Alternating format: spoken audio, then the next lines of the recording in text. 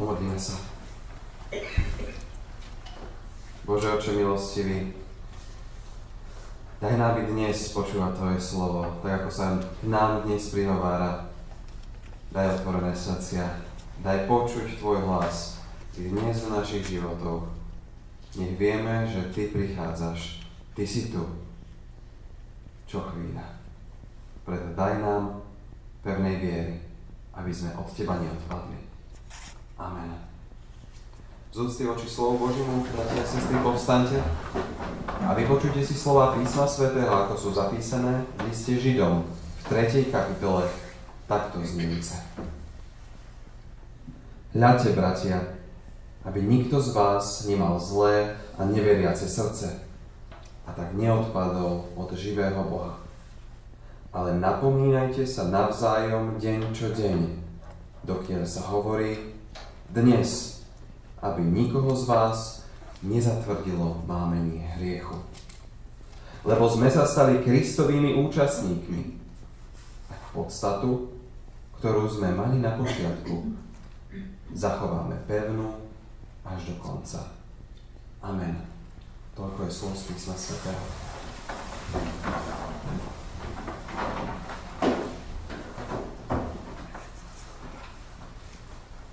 Bratia a sestry, zažili ste v svojom živote chvíľu, kedy ste chceli so všetkým skoncovať?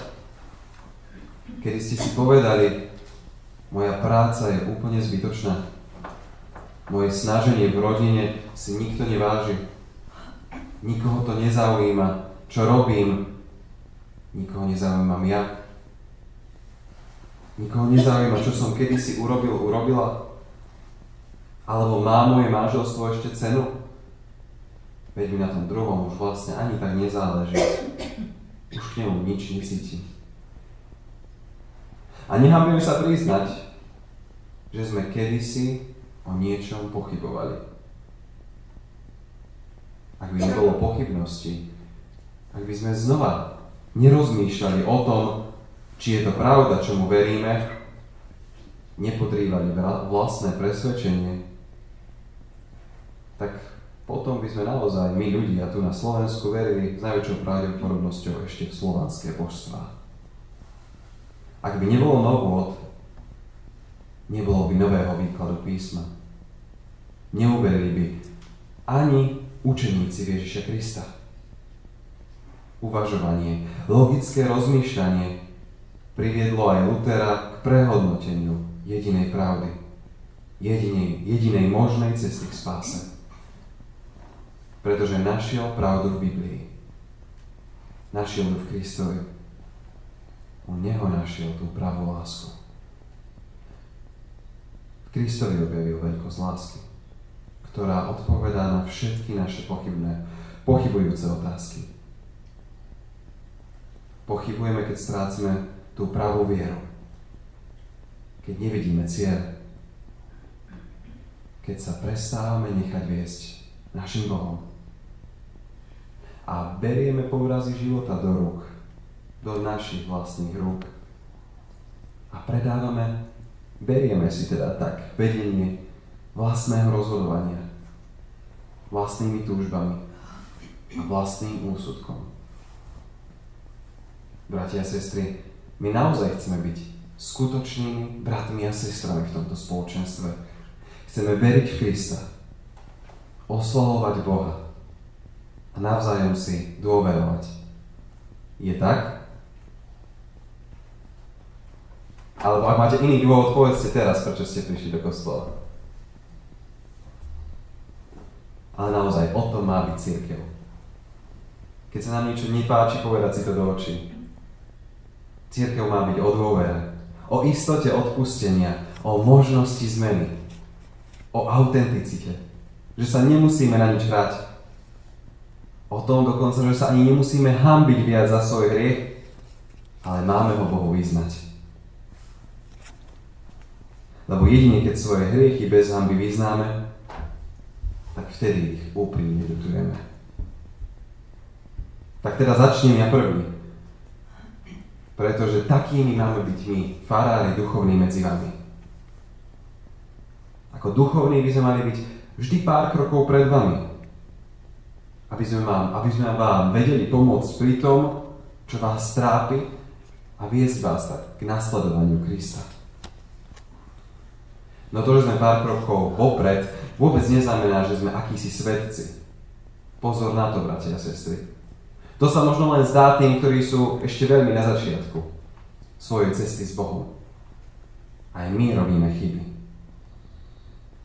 A tak, aby ste vedeli, že si naozaj môžeme plne dôverovať, tak ako prvý priznám, prečo som tu teraz nie schopný stáť pevne na dvoch nohách. Po tom, čo som tento týždeň videl stav nášho kostola v Slažanoch, po tom, čo som si prechádzal zápisnice, čím si prešiel zbor v Zlatých Moravciach, ako počúvam, v akom stave bol zbor už pred 15 alebo 20 rokmi, ako si veľmi uvedomujem, ako ťažko je zasiahnuť srdcia ľudí vlastnými slovami alebo skutkami, ako možno vidím, že je ťažko sa meniť. Že nechceme počúvať sami slovo Božie. A že niekedy nemáme ani potrebu po pravom živote s Bohom, tak potom aj ja sa sám naozaj pýtam, prečo? Prečo, Bože? Nepotreboval náš zbor niekoho iného? Schopnejšieho? Áno, bratia a sestry. Aj ja strácam vieru. Aj ja som strácal vieru. A keď to možno začalo už negatívne ovplyvňovať aj moju rodinu, začal som svoje pocity prenášať na ňu, tak jediné, čo mi v tej chvíli prišlo na ako vyventilovať tú bezmocnosť, bolo nežne zatvoriť pootvorené dvierka skrinky nohou. Samozrejme, takú drevenú z reálneho dreva, pretože tá zaťazca IKEA to možno neprežila. No možno to bol aj dobrý nápad, no len prvých 5 sekúnd, lebo potom prišli dôsledky. Potom tá noha začala bolieť. Vedzte, bratia a sestry, že ani ja medzi vás neprichádzam ako dokonalý duchovný, ale ten, ktorý potrebuje na sebe pracovať. Chce priznať svoje slabosti, aby ste aj vy vedeli, že sme si pred Bohom rovní. No chce vám ukazovať vieru. Chce vám ukazovať na Krista. Aký úžasný vie byť, keď ju spoločne tú našu vieru budeme prežívať. Veľmi si prajem, aby som mal viac času prichádzať za vami. Chcel by som sa s vami viac stretávať, aby, ako hovorí dnešný kázňový text, vás mámenie hriechu nezatvrdilo. Pretože hriech na začiatku môže vyzerať lákavo. No jeho následky, tie ničia a búrajú všetko doposiaľ vybudované. Bohu ide o náš život. Chce ho zmeniť k lepšiemu v každom čase. A v každom veku. S Bohom ideme žiť. A to sa nedá inak ako v spoločenstve. Lebo my sme Kristovými spoluúčastníkmi. Sme Jeho a On nás chce za svojich. To sa ani v dobrom, ani v zlom nezmení. Nezmení sa to, ani keď nebudeme hneď vidieť výsledky. Boh nás bude mať rád, aj keby tento zbor zanikol. No viera je tá, ktorá nás dokáže zachovať od odpadnutia. Nádej v Krista. Pretože stále ani my tu dnes na Slovensku, ani my v Zlatých Moravciach nie sme vo vojne. Nezažívame si zemetrasenia. No dobre, možno sa tu nájdu nejakí falošní proroci ako z textu, ktorí sa postavia na rušných miestach, chcú sa rozprávať a tak nás zviesť z tej správnej cesty. Ale stále sa máme veľmi dobre. Stále netrpíme hlad a biedu. Ale tak či tak, majme vieru. Dôverujme Bohu a odovzdajme sa mu. Pretože ako hovorí jeden náš spolubrat, Pán Boh je dobrý človek. On sa o nás postará. On nám pomôže. Dobre si to pamätám, brat Maduda?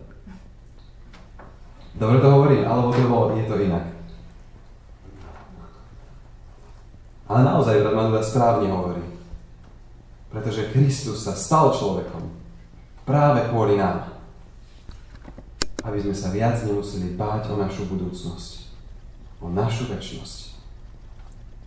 Prišiel ako židovský učiteľ hlásať to, čo nehovoril nikto predtým.